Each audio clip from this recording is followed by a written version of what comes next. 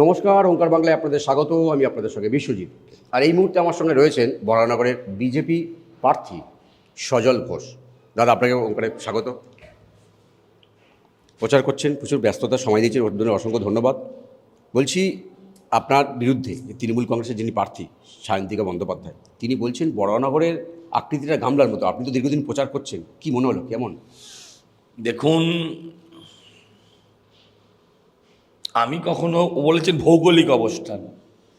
এখন ওনার এই ভূগোলটা কার লেখা? দেখুন, মহাভারতের যুগে নজরুল ইসলাম লিখছেন, ভূগোল যদি মমতাদির ভূগোল পড়ে থাকেন তাহলে এইসব বলতে পারেন। আমি ওটার পরে অনেক নিজে ঘাটাঘাটি করে দেখেছি যে সেখানে কোথাও গামলা মনে হয়নি, থালাই মনে হয়েছে আমার। এখন উনি বলবেন কথা, আরে কি দায় বলুন তো, কি বিপদ বলেন তো, উত্তর দিতে হবে আমাকে। উনি বেফাজ মন্তব্য করবেন, তার উত্তর যদি আমায় দিতে হয়, এটা তো আমার জন্য মুশকিল না। এটার উত্তর উনিই দিতে পারবেন। উনি ভৌগোলিক বলেছেন, তো ভূগোলটা ওনাকে কে পড়িয়েছে আমি জানি না। আমার একটা কবিতা মনে পড়ছে, সেটা আর এখন বলবো না।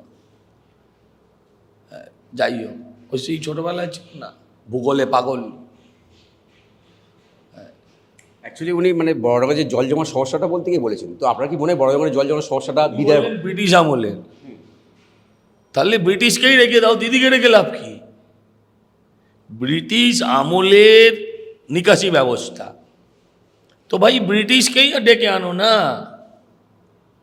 তাহলে মমতাদি 15 বছর ধরে কি করলেন বরানগরের জন্য, সেটা তো মানুষ জানতে চাইবে। আপনারা তো মমতাদি নিজের বাড়ির পাশে আদিগঙ্গার আমূল পরিবর্তন করে দিয়েছেন, প্রায় গঙ্গার অভিমুখ পাল্টে দিয়েছেন নিজের প্রয়োজনে। তো বরানগরের প্রয়োজনে উনি কি করলেন? দুর্ভাগ্যজনক। আচ্ছা, আপনার কি মনে হয় যে বরানগরে যদি আপনি বিদায় হন, প্রথম কাজটা কি করবেন? গুন্ডারাজ দমন, প্রথম 7 দিনের কাজ গুন্ডারাজ দমন, বেশ, 7 দিন, আর এর বেশি লাগবে। আপনার এই কথা থেকে মনে পড়লো, দিলীপ ঘোষ তিনি বলছেন যে যদি বাংলায় বিজেপি ক্ষমতায় আসে তাহলে ইউপির মডেলে গুন্ডাদের এনকাউন্টার করা হবে। আমি ওসব কথা আমি শুনিনি, আমি উত্তর দিতে পারবো না। আমার এখানে এনকাউন্টার করার মতন কোনো গুন্ডা নেই। একটু কান চাপাটা দিলেই ওদের সিধে হয়ে যাবে। পুলিশই করবে কাজগুলো, আমি করব না, পুলিশই করবে, নিশ্চিন্ত মনে থাকবে। আপনার কি মনে হয় বরানগরে যে জল জমার সমস্যা, নিকাশির সমস্যা, এটা কি অনেক বড় সমস্যা? হ্যাঁ, বড় সমস্যা না। আপনি বরানগরে থাকেন না বলে আপনার কাছে এটা কোনো সমস্যাই না। আপনি বরানগরে থাকেন না বলে আপনার এটা কোনো সমস্যাই নয়। কিন্তু যারা বরানগরে থাকেন তাদের কাছে অবশ্যই এটা বড় সমস্যা। বাড়ির ভেতরে জল ঢুকে যাচ্ছে, 1 কোমর অবধি জল 3 দিন ধরে থাকলে এটা সমস্যা না? গরিব মানুষের ঘর, তার ঘরের ভেতর যদি 1 কোমর জল থাকে, তারা থাকবে কোথায়? তাদের তো 1 তলা 2 তলা 3 তলা নেই, তাদের তো 8 চালা। তারা তো আর 17 তলায় থাকে না, 17 না 9 জানি না। তাদের তো আর সিদ্ধায় অ্যাপার্টমেন্ট নেই। তো তাদের কষ্টটা কে বুঝবে? বেশ, এবারে সবচেয়ে বড় যে বিষয়টা সামনে আসছে, আপনি বরানগরের মানুষের কাছে যাচ্ছেন, দেখেছি বলছেন যে একটা সুযোগ আমাকে দিন। আগে তো উপনির্বাচনে আপনি দাঁড়িয়েছিলেন, সুযোগ দেয়নি মানুষ। এবারে কি এমন জাদু, কি এমন জাদু করে আসবে? না না না না না না না, আপনাকে প্রথম কে বলছে দেয়নি? সায়ন্তিকা জিতেছিলেন, মানুষ 2 হাত ভরে আমাকে সুযোগ দিয়েছিলেন। 21 সালে তৃণমূল প্রার্থীর ভোট, তাপস রায়ের ভোট ছিল 85,000। 24 সালে তৃণমূল প্রার্থীর ভোট 69,000। 85 69-এ আসলো, ঠিক আছে? ভোট প্রায় একই রকম পোল হয়েছে। 24 সালে 21 সালে বিজেপি প্রার্থীর ভোট ছিল 50,000, এবারে সেটা হলো 24-এ হলো 61,000। বাড়িনি মানে হাইব্রিড মাগুরের থেকে বেশি বেড়েছে। 2 বছরে একটা বিধানসভা কেন্দ্রে, 3 বছরে একটা বিধানসভা কেন্দ্রে 11,000 ভোট বেড়েছে। তাহলে বাড়েনি? সিপিএমেরও ভোট 6,000 বেড়ে গেল। এই কারণে আজকে সায়ন্তিকা দেবী এখানকার এমএলএ।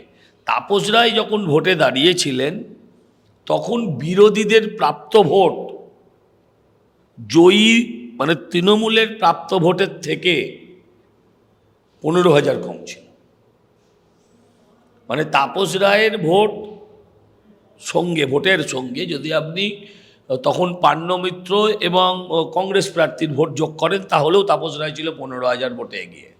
এবার যদি বিরোধীদের ভোট যোগ করেন 24-এ, তাহলে বিরোধীরা 18,000 ভোটে এগিয়ে।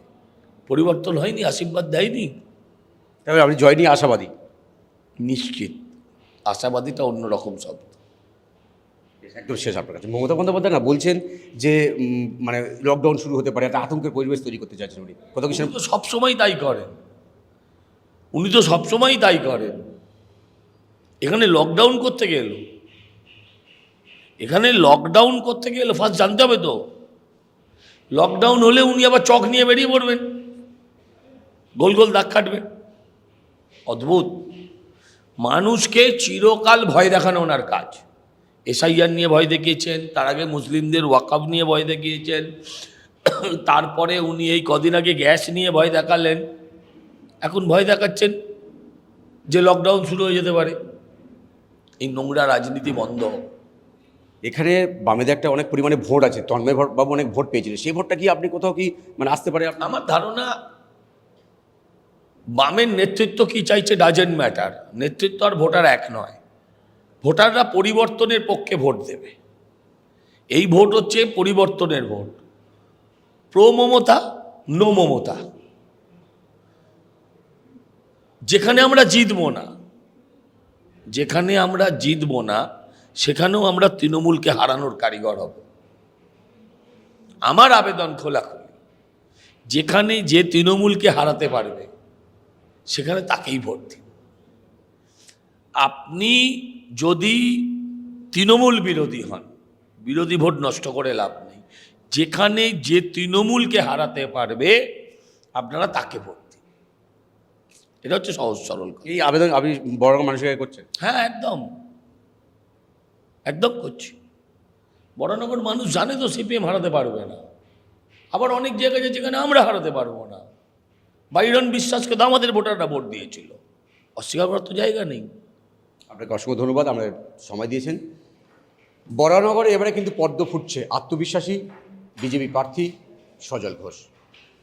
ক্যামেরায় স্বপন দাসের সঙ্গে বিশ্বজিৎ, ওঙ্কার বাংলা।